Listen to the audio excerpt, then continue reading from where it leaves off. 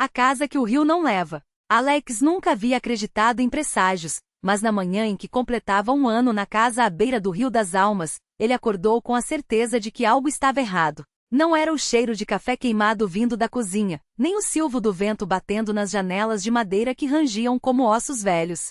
Era o peso de um segredo que ele não sabia que existia, mas que agora sentia nas costas como uma mochila de pedras. A casa era pequena, de paredes brancas descascando aqui e ali, com um alpendre que dava para as águas escuras do rio. No verão, as crianças da cidade vinham pescar ali, e Alex sempre deixava um balde com iscas na porta. No inverno, a neblina subia do leito como alma penada, e sua esposa, Clara, dizia que era o rio respirando. Ele nunca havia questionado de onde tinha vindo dinheiro para comprá-la. Clara trabalhava como contadora no único banco da cidade, um prédio amarelado com grades nas janelas, e Alex, carpinteiro, consertava móveis e portas que rangiam como a sua. Mas naquela manhã, enquanto Clara cortava o bolo de aniversário da casa, um bolo de laranja, seu favorito, Alex encontrou algo que não deveria estar ali. Estava procurando a chave de fenda para ajustar a maçaneta solta da porta dos fundos quando viu a caixa. Não era uma caixa qualquer. Era de metal, enferrujada nas bordas, escondida atrás de um painel solto no porão. Dentro, empilhadas como folhas secas, estavam notas de dinheiro. Muito dinheiro. E abaixo delas, um maço de papéis amarelados, presos por um elástico que se desfez ao toque. Eram recibos. Não de compras, não de contas pagas, mas de transferências. Transferências que Clara havia feito nos últimos 5 anos, sempre nos mesmos dias, 13 de cada mês. Os valores variavam, mas os destinatários eram sempre os mesmos, contas com números sequenciais, como se fossem criadas só para isso. E no canto de cada papel, um carimbo que Alex não reconheceu, Fundo de Compensação Especial Confidencial. Seu coração bateu tão forte que ele sentiu o gosto de metal na boca. Não era o dinheiro que o assustava. Era o nome que estava rabiscado à caneta no verso de um dos recibos, de Marinho. Dante Marinho era o homem que havia vendido a casa para eles. Um velho ranheta que morava sozinho na colina, com uma perna de pau e uma coleção de garrafas vazias no quintal. Alex o havia conhecido apenas uma vez, no dia da assinatura do contrato, quando Dante apareceu com um cheque já preenchido e uma assinatura trêmula. Não pergunte de onde veio, tinha dito, com um sorriso que mais parecia uma careta. O importante é que agora é de vocês. Alex subiu as escadas do porão com as mãos trêmulas. Clara estava na cozinha, cantando baixinho enquanto lavava a faca de cortar o bolo. Ele abriu a boca, mas não saiu som. Como perguntar à mulher que você ama há 10 anos se ela roubou o dinheiro que comprou a casa onde vocês dormem, onde vocês fazem amor, onde ela planta manjericão na janela da cozinha? Você está pálido, disse Clara, secando as mãos no avental. Comecei a achar que você tinha se esquecido do aniversário da casa. Alex engoliu em seco. Clara, de onde veio o dinheiro para comprar esta casa? Ela parou. O silêncio entre eles foi como o rio na vazante, lento, pesado, cheio de coisas que não se veem. Você sabe onde eu trabalho, respondeu finalmente. Economizei. Você também. Nós dois. Não é suficiente, murmurou ele. Nunca foi. Clara não piscou. Ela apenas o olhou, e por um segundo, Alex viu algo nos olhos dela que nunca tinha visto antes. Não era medo, não era culpa. Era alívio. Sente-se, disse ela. E então Clara contou. Não era sobre roubo. Não exatamente. Era sobre um erro. 5 anos antes, quando ela ainda era estagiária no banco, um homem havia entrado com uma mala cheia de dinheiro sujo. Dinheiro de algo que ela nunca quis saber. Drogas, armas, pessoas, não importava. O gerente, um homem gordo chamado Seixas, havia aceito lavar o dinheiro através de contas fantasmas. Clara era quem digitava os números, quem transferia os valores, quem assinava os papéis sem perguntar. Até o dia em que, por engano, ela transferiu o dobro do combinado para uma das contas. Eu tentei consertar, disse Clara, as mãos apertando a xícara de café até os nós dos dedos ficarem brancos. Mas o sistema travou. O dinheiro sumiu. E quando eu fui falar com Seixas, ele me disse que ou eu arrumava um jeito de devolver, ou eu seria a culpada. Alex sentiu o chão tremer. Então você roubou. Não, ela balançou a cabeça. Eu peguei emprestado. Dos fundos de compensação do banco. Dinheiro que ninguém ia sentir falta. Só até arrumar um jeito de devolver. Mas não havia jeito. O homem do dinheiro sujo tinha desaparecido. Seixas foi transferido para outra cidade. E Clara, com medo de ser descoberta, continuou movendo pequenas quantias, escondendo o rastro, até que 1 ano atrás, Dante Marinho apareceu no banco. Ele sabia, sussurrou Clara. Não sei como, mas sabia. E me ofereceu um acordo. O dinheiro que eu tinha pegado para comprar a casa em troca do meu silêncio sobre as contas que ele tinha no banco. Contas que, segundo ele, o governo nunca poderia descobrir. Alex sentiu o suor escorrendo pelas costas. E o cheque que ele nos deu? Era falso, Clara riu. Um som seco, sem alegria. O dinheiro verdadeiro estava na caixa que você encontrou. Eu ia devolver. Juro que ia. Só precisava de mais tempo. O vento bateu na janela. O rio lá fora parecia mais escuro agora, como se soubesse. E se alguém descobrir? Perguntou Alex. Clara não respondeu. Não precisava. Porque naquele momento bateram na porta. Era a polícia. Não por Clara. Não por Alex. Era por Dante Marinho. Ele havia sido encontrado morto naquela manhã, com a garganta cortada e as contas do banco espalhadas ao redor do corpo, como se alguém tivesse procurado algo. E entre os papéis havia um recibo com o nome de Clara. A história não terminou ali. Terminou 3 dias depois, quando Alex e Clara estavam sentados na varanda, observando o rio levar embora as últimas folhas do outono. Eles tinham queimado os recibos, enterrado o dinheiro no quintal e decidido que se alguém perguntasse, eles diriam que Clara havia herdado o dinheiro de uma tia distante. Mas naquela noite, enquanto o fogo crepitava na lareira, Clara olhou para Alex com olhos que brilhavam mais do que o normal. Tem uma coisa que eu não te contei, disse ela. Alex sentiu o coração parar. Dante não era só um velho louco, continuou Clara. Ele era meu pai. Alex não moveu um músculo. Meu pai verdadeiro. Minha mãe me contou antes de morrer. Ele a abandonou quando soube que ela estava grávida. Nunca quis me conhecer. Até que um dia ele apareceu no banco. Não para me conhecer, para me chantagear. Alex sentiu o mundo girar. Você sabia que ele era seu pai quando fez o acordo? Clara balançou a cabeça. Só descobri depois. Quando encontrei uma foto dele com minha mãe entre os papéis que ele deixou. E a polícia? Perguntou Alex, a voz rouca. Eles vão descobrir? Clara sorriu. Um sorriso triste, mas verdadeiro. Eles já têm um culpado, disse ela. O gerente Seixas. Ele fugiu ontem com metade do dinheiro do banco. Todo mundo acha que foi ele quem matou Dante. Alex olhou para as próprias mãos. Mãos que tinham construído móveis, consertado portas, segurado as de Clara em noites de tempestade. E agora? Perguntou. Clara pegou a mão dele. Agora nós vivemos, respondeu. Porque esta casa é nossa. E o rio não leva o que é nosso. Alex olhou para as águas escuras que brilhavam sob a lua como um segredo guardado a 7 chaves. E pela primeira vez em muito tempo acreditou nela. O rio, porém, tinha outros planos. Na manhã seguinte, enquanto Clara fritava ovos na panela de ferro que pertenceu à sua avó, Alex encontrou algo preso entre as tábuas da varanda. Uma pequena caixa de metal, enferrujada pelo tempo e pela umidade.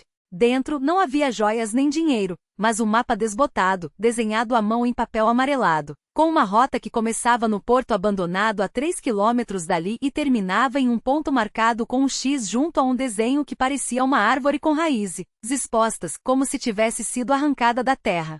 Isso não é um tesouro, murmurou Clara ao ver o mapa, passando os dedos sobre as linhas trêmulas da tinta. É uma dívida. Ela contou então o que nunca havia contado a ninguém, que Dante, antes de ser o homem de ternos caros e sorrisos falsos, fora um coletor de histórias. Não de objetos, mas de segredos alheios. Pessoas do vilarejo iam até ele com medos, culpas, verdades que não podiam carregar sozinhas, e Dante as guardava, em troca de favores, silêncio ou às vezes, apenas pelo prazer de ter poder sobre elas. O mapa não levava a ouro, mas a um lugar onde ele enterrava essas confissões, escritas em pedaços de pano, ossos ou até mesmo em garrafas. Ele chamava de o jardim das coisas que não podem ser ditas. Clara virou a caixa nas mãos, como se ela pudesse revelar mais. E agora isso é nosso.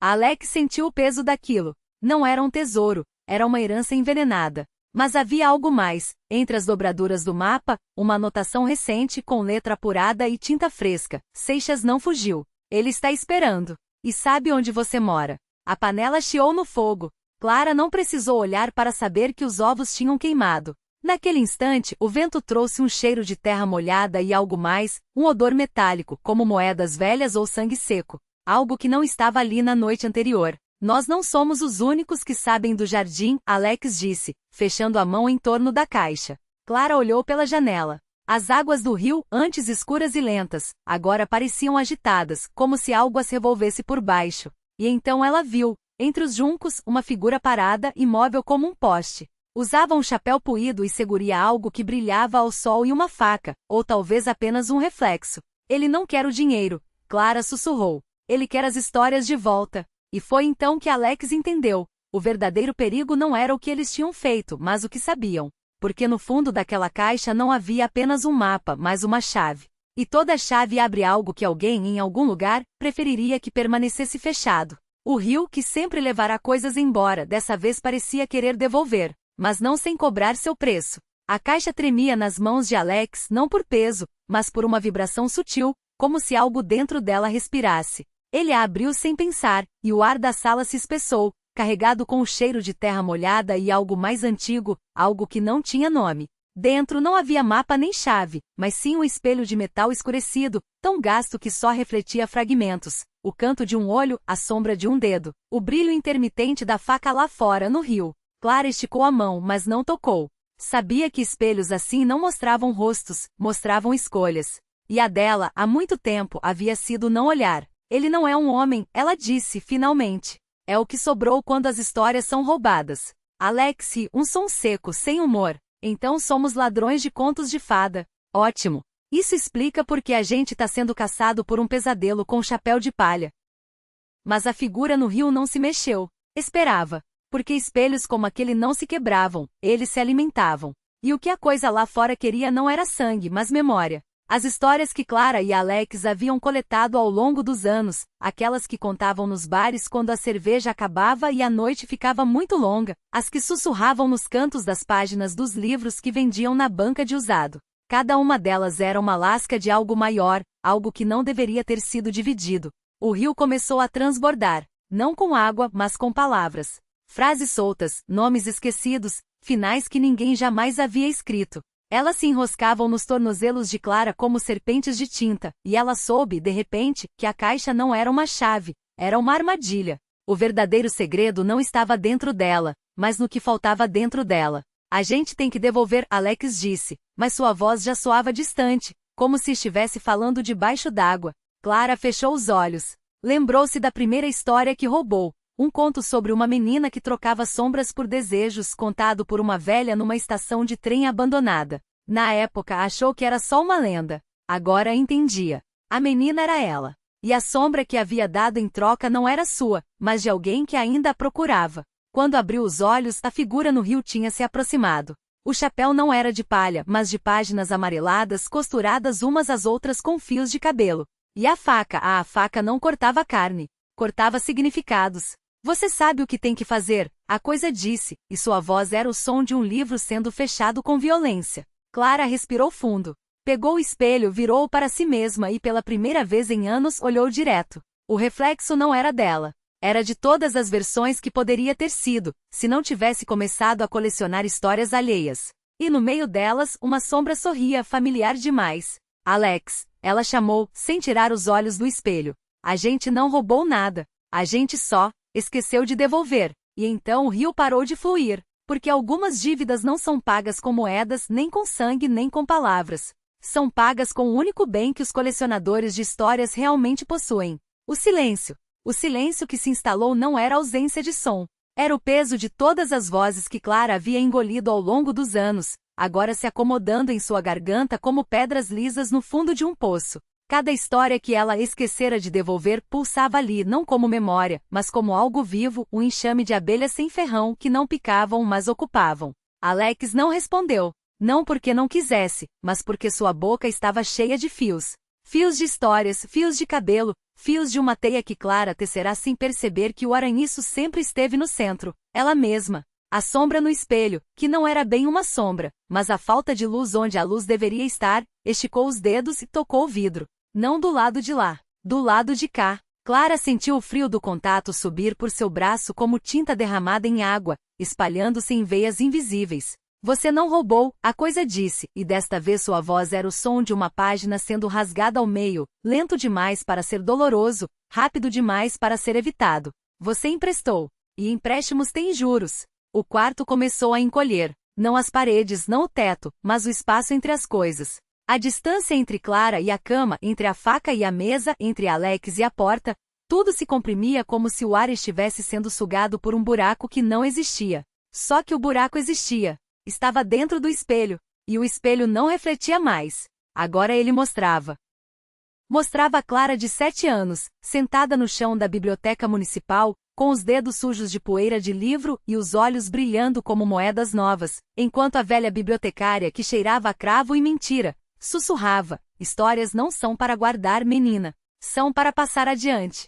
Senão, elas apodrecem dentro da gente. Mostrava o Alex de 15, roubando o diário da irmã morta não para ler, mas para sentir o peso das palavras dela nas mãos, como se isso o aproximasse do que ele nunca poderia entender, que algumas histórias são como sementes de árvores que só florescem na escuridão. Mostrava-os 2 anos depois, em um bar onde o cheiro de cerveja azedo disfarçava o cheiro de culpa, trocando olhares enquanto um homem bêbado contava, entre soluços, a história de como perdeu a filha no rio. Clara anotava tudo no guardanapo. Alex pagava a rodada seguinte. Nenhum dos dois percebeu que o homem parou de chorar no meio da frase, e que seus olhos, quando se viraram para eles, eram 2 poços secos onde algo se mexia. A gente não sabia, Clara murmurou, mas a desculpa soou oca, porque o espelho agora mostrava também as vezes que sabiam. As vezes que escolheram não saber. A coisa que não era uma coisa, mas a soma de todas as histórias que eles tinham guardado sem permissão, suspirou. Era um som úmido, como folhas podres sendo esmagadas sob os pés. Vocês não são colecionadores, disse. Vocês são túmulos. E túmulos não devoram só os mortos. Devoram também quem os constrói. Alex finalmente se mexeu. Seu corpo se desfez em fios por um segundo, como se fosse feito de linha barata puxada com força demais, antes de se recompor. Quando falou, sua voz saía de lugares errados, dos cotovelos, das costelas, da sombra atrás das orelhas. E agora? A gente devolve tudo? A coisa riu. Não era um som alegre. Era o barulho de uma porta rangendo em uma casa vazia, onde ninguém mora há décadas, mas a luz da cozinha nunca apaga. Devolver? Minha querida criança de fios e mentiras, você não entende. As histórias que vocês guardaram já mudaram. Elas não são mais delas. Não são mais de vocês. Agora são minhas. Clara sentiu algo se mover dentro de sua boca. Não era sua língua. Era uma história, a do homem do bar, a da bibliotecária, a de uma mulher que ela uma vez viu chorando em um ônibus noturno enquanto segredava algo no ouvido do banco vazio ao lado. Todas elas se enroscavam em sua garganta, não para sufocá-la, mas para falar por ela. Quando abriu os lábios, não saiu sua voz. Saiu um coro. E o coro cantava em uníssono, com a melodia de um berço balançando sozinho. Agora a gente conta a história de vocês. A voz que saiu de Clara não era uma só, mas uma teia de vozes entrelaçadas, cada fio puxando uma memória que não era dela. A cozinha da casa abandonada com sua luz amarela e persistente, como uma vela que se recusa a apagar, parecia respirar. As paredes, antes descascadas e mudas, agora suavam tinta fresca, desenhando silhuetas que não existiam há um segundo. Uma mão estendida para segurar um copo que nunca foi servido, um rosto inclinado sobre um livro cujo título se apagava a cada piscar de olhos. A coisa que não era Clara, mas falava por sua boca, sorriu com os lábios dela. Os dentes, porém, não eram os seus. Eram páginas amareladas, dobradas em formato de presas. Vocês acharam que guardavam as histórias, não é? O coro sussurrou, e a voz arrastava sílabas como folhas secas no chão. Mas histórias não são caixas. Não são gavetas. Elas são sementes. E sementes, minha querida tecelã de silêncios, crescem. Do outro lado da mesa, uma mesa que não estava ali quando Clara entrou, mas agora sustenta um bule de chá que exala vapor em espiral, como se fervesse há 100 anos. A figura se mexeu. Não era um homem. Não era uma mulher. Era o espaço entre as duas coisas, o suspiro entre uma palavra e outra. Sua pele brilhava como celofane sobre um presente que ninguém ousou abrir. Você veio aqui para roubar de volta o que não é seu, disse a coisa, e suas mãos, se é que eram mãos, deslizaram sobre a superfície da mesa deixando marcas úmidas, como se tivessem acabado de nascer do mar, mas esqueceu que as histórias que você colecionou já comeram umas às outras. Agora elas têm dentes. E fome. Clara sentiu algo rasgar dentro dela. Não era dor. Era mais como se alguém estivesse desdobrando o mapa antigo em suas costelas, revelando rotas que ela nunca havia percorrido, mas que seu corpo lembrava. A mulher do ônibus noturno, aquela que chorava no banco vazio, agora estava ali, sentada no canto da cozinha, costurando os próprios olhos com linha preta. A cada ponto, um novo fio de voz se juntava ao coro dentro de Clara. A bibliotecária murmurou a coisa e de repente o ar cheirou a papel queimado e tinta de carimbo. Ela guardava os livros como se fossem filhos. Mas filhos crescem. E livros devoram. Um ruído seco veio do corredor. O som de páginas sendo viradas por dedos que não existiam. Clara tentou recuar, mas suas pernas não obedeceram. Em vez disso, seus pés, que não eram mais só seus, a levaram até a porta rangente. Do outro lado, o escuro não era ausência de luz. Era uma cor. Um verde profundo, como o fundo de um lago onde coisas antigas dormem de olhos abertos. Você quer saber o que acontece quando uma história decide que não quer mais ser contada? A coisa perguntou, e sua voz agora vinha de todos os lugares, do bule de chá, das rachaduras no teto, da boca costurada da mulher no canto. Ela se desfaz, e depois se refaz, com dentes. Clara tentou gritar, mas o que saiu foi o riso de uma criança que ela nunca conheceu, ecoando em um porão que não era real. Sua mão, ou o que restava dela, tocou a maçaneta da porta. O metal estava quente, vivo, e quando ela girou, não abriu uma porta. Abriu uma boca. A boca engoliu Clara inteira, mas não a digeriu. Dentro daquele útero escuro de dentes e memória, ela descobriu que ser devorada era apenas outra forma de nascer. As paredes do corredor, ou era uma garganta, pulsavam com veias de tinta, e as histórias que ali morriam, as que haviam se recusado a ser contadas, agora a observavam com olhos de botão costurados em retalhos de pele. Você é a primeira que volta, sussurrou a mulher de boca fechada, desatando os fios pretos que selavam seus lábios. Sua voz cheirava mofo e mel. As outras viraram eco. Você vai virar ponte. Clara sentiu os dedos que não eram mais só seus se alongarem em raízes finas, perfurando o tecido da realidade como agulhas. O riso da criança, seu riso, agora ela reconhecia, era o som de uma história se reescrevendo. A porta-boca se fechou atrás dela com um estalo de dentes, e quando Clara abriu os olhos novamente estava de volta à sala. O bule de chá intacto, o teto sem rachaduras. A mulher no canto sorria, os lábios livres costurados agora com fio de ouro. Na mesa, um livro que não estava lá antes. Capa de couro humano, páginas em branco. Escreva, disse a mulher, oferecendo-lhe uma caneta feita de osso. Mas cuidado, as histórias que você soltar vão querer morder. Clara pegou a caneta. Ao tocar o papel, as veias de tinta em seus braços brilharam. Ela sabia, agora, que não era mais Clara, não apenas Clara. Era a ponte entre o contado e o engolido. Entre o grito e o riso. E quando escreveu a primeira palavra, a sala inteira respirou. Do lado de fora, uma criança que nunca existiu começou a cantar.